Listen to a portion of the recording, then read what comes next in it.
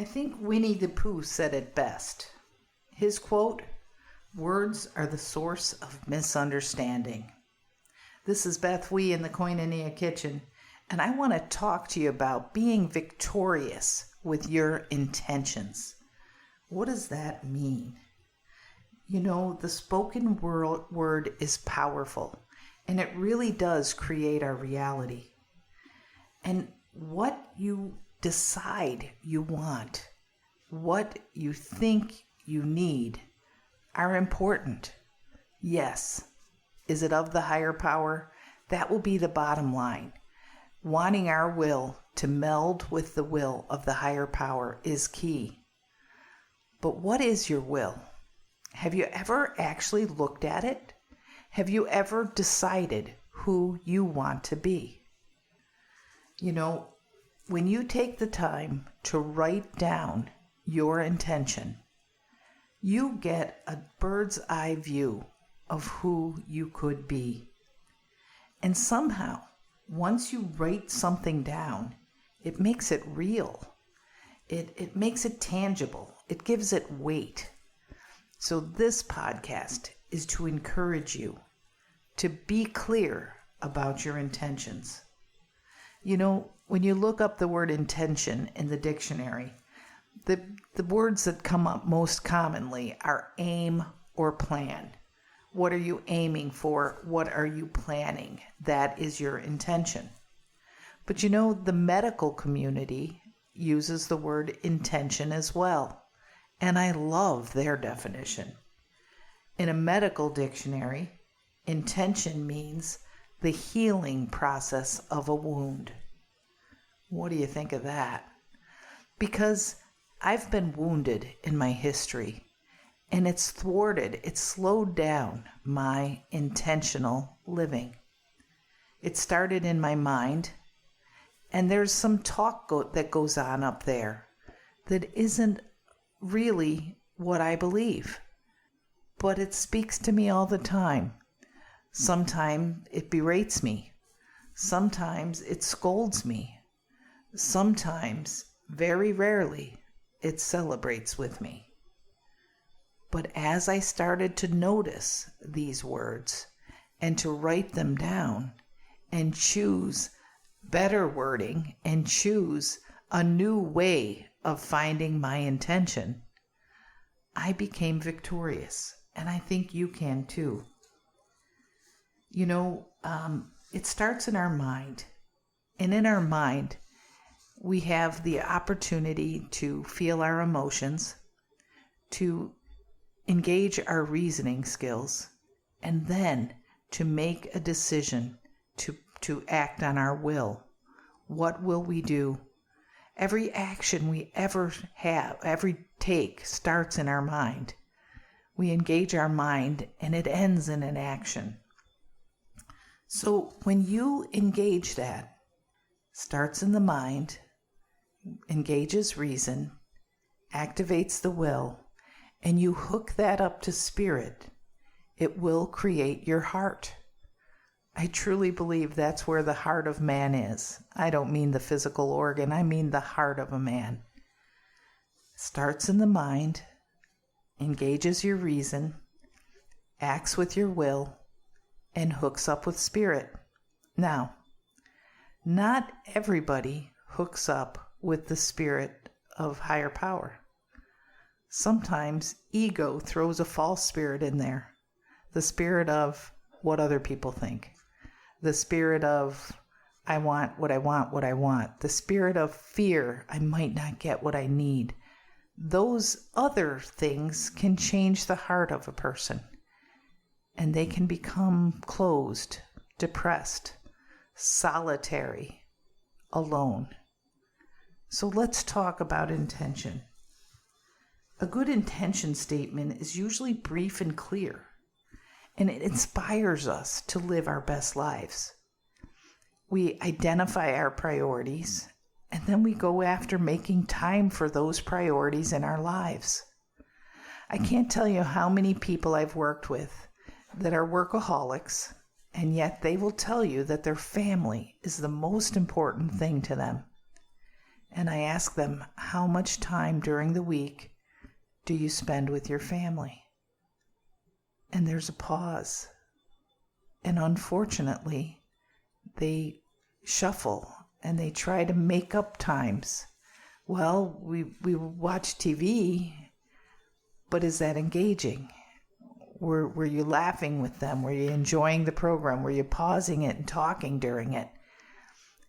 And that's when they came to realize their intention was to love their family and spend time with their family. But their weariness from a long day at work stopped that.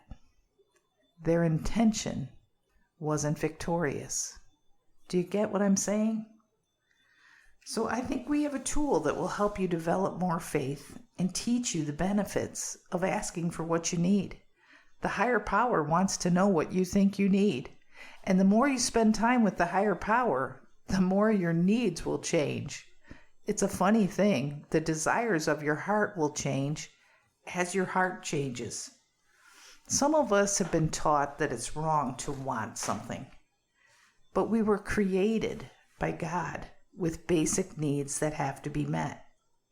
Instincts are part and parcel of living as a human being. I mean, would it be wrong for a bird to want dried leaves to line its nest? Of course not. So why do some of us buy into the idea that it's selfish to want the things we need to live into God's intention for us? So give it a shot. What do you really desire? Is it really what you prioritize? So take a minute and write it down. What are the 5 most important things in your world? And write them in the order of importance. I really hope that the higher power makes first place on your list. Because with that in first place, the other things are going to fall in line more openly and more successfully. And fill in some blanks here. I'm going to read you a sentence, and I'm going to ask you to fill in the blank. I want you to consider this, and then take the time to write your own victorious intention. Make it from your heart. Get quiet, turn your thoughts from everything, and I want you to think about the statements. Get ready, because you'll be amazed. The limitations that you've held dear for years can melt away like butter in a hot skillet. Now that I am, fill in the blank. Life is wonderful. Some of you might have said, now that I am not drinking or using drugs, now that I am free from a physically abusive relationship, now that I am eating appropriate amounts of food, whatever it is, whatever the struggle you've been having, now that I am, fill in your blank. Life is wonderful. I can enjoy here's another blank for you, that has poured into my life. What filled that blank for you? Is it serenity? Is it peace of mind? Is it the new friendships?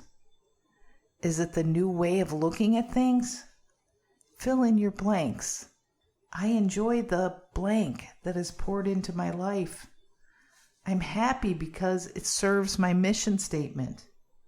I'm surrounded with, what is that? Friends? Good thoughts? Ideas? What's coming to you? And I am regarded highly in God's kingdom. I walk in grace, surrounded by love and favor.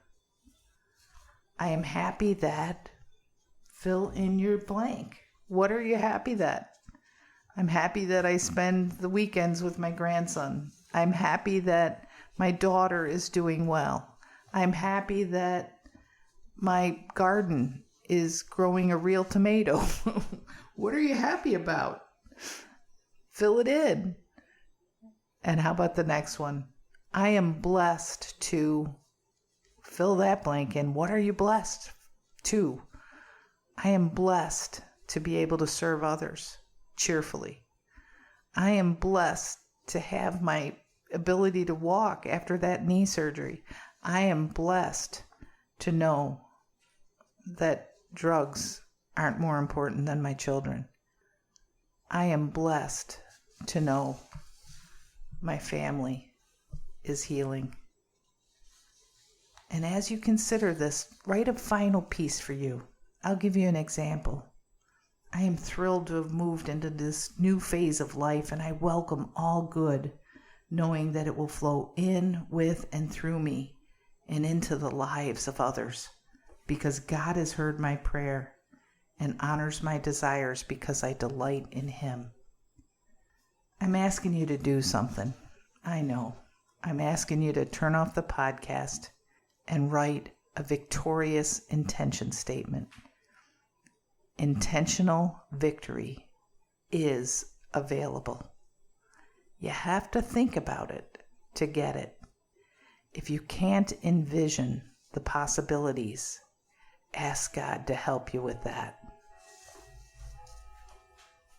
It's time to take addiction out of the shadows and shine the encouraging light of recovery on everyone affected. Good Seed Podcast is powered by BethWE.com, a nonprofit ministry based in Vero Beach, Florida.